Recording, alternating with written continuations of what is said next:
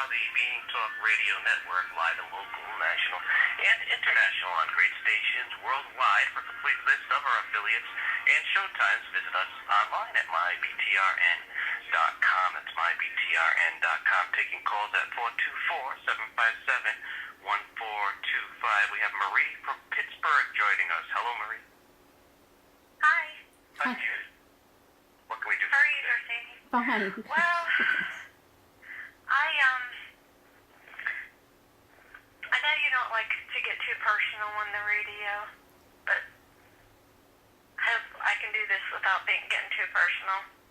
For years, my marriage has been a roller coaster, and I'm just not happy. And I told him today. Yeah. And I just want to know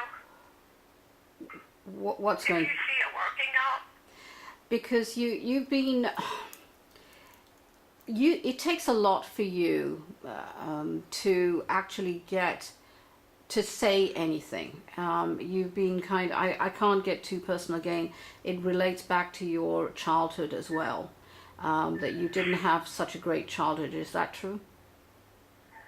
Yeah. Okay, because you were subliminally conditioned not to say anything for what you want, and that has come out to bite you big time in your marriage, where you packed it down, and it's as if you, I hate to say this, have considered suicide as well as an option at one time. Is that true?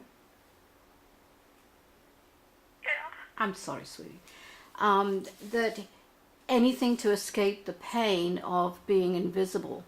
And I hate to say it, sometimes abused. I won't mention how, but is that true as well? Yeah. Okay. Now, you have to. It took a lot, other than sheer guts, to do what you did today. But it's as if, I hate to say it, he's in denial half the time anyway about anything that you want to talk about. Yeah. And Doesn't want to talk about the elephant in the room. no. There's a problem. Yeah, and it's as if he'll explain it away because he's scared that you will walk away. And at this time, you would rather walk away with the clothes on your back and turn away from everything. And do you have 3 children? I have 2 children. One Passed, okay. miscarriage. Yeah. Was it a boy? Yes. Yeah, because he's right beside you. That's why I saw 3. So basically, you need to realize that you are at in such pain that I see, and contortion, that you want to walk away from literally even the children. And it's nothing to do with children. It's just because he is not treating you other than like a human being, but all your dreams, your wishes, your hopes, who you are, has been wiped clean, and it's left is this smear of chalk. And that's how the easiest way I can describe it in a synopsis. Is that true? I understand what you mean, yeah. Okay, so you want it to work, but really in a way you don't want it to work because you're tired. And Ron knows that I'm pretty brutal, but I know you are. So you're at this stage where you, in a way, in your mind, you're ready to jump off the cliff. Not on a suicidal, but really about, I'll make any decision, it's better than where I am now. What I would like to suggest to you is, 1, do the candle lesson, and you need a red candle.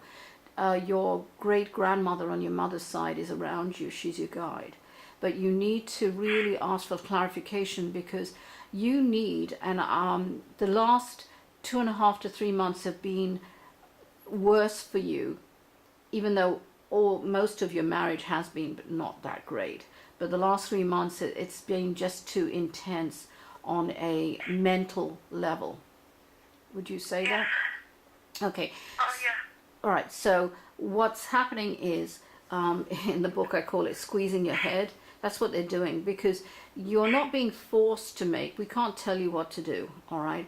But we can suggest things that you need to really find a quiet, if you can escape for a weekend, somewhere where nobody's going to make any demands of you, at least a weekend or a week, where you can sort your mind out. Not that you can do it in a week anyway, but you need to be in a very neutral area where you can write down what and reconnect with who you are.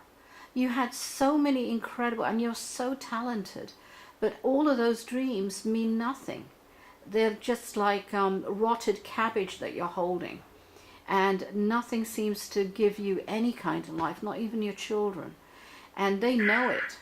And it's coming up that one of them, I think, do you have a boy and a girl? I have 2 girls. Okay, well, one is very, very strong, I see.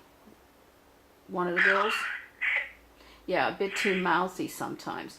But, you know, they're kind of talking back at you, especially the mouthy one.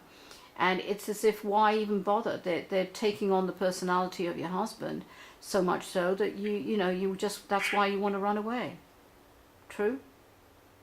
Yes, I'm just not complete. I don't feel like this is for me, and I'm afraid. I know you are. So what I want you to do is, if there is any way you can escape to a family or a friend for a weekend or a week, that you could go ahead and then just escape, and you can go to the beach or anywhere, and a notebook, and put down who you were before you met your husband. And I'm talking about 2 or 3 years before, and put down your dreams and reconnect with who you were, because you lost yourself and you don't want to live. And you know, I hate to say this, you're not the only one. A lot of people out there are literally going through the same thing that you are. I hate to say it, that they'll rather choose to walk away, run away, or, I'm afraid, just end their life, because it's easier than just facing up and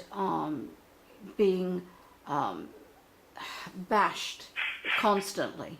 So what I'm seeing is, for the next 4.5 to 5 months, you're going to be in this turmoil. I hate to say it, but and it's only because you're trying to find out who you are, okay?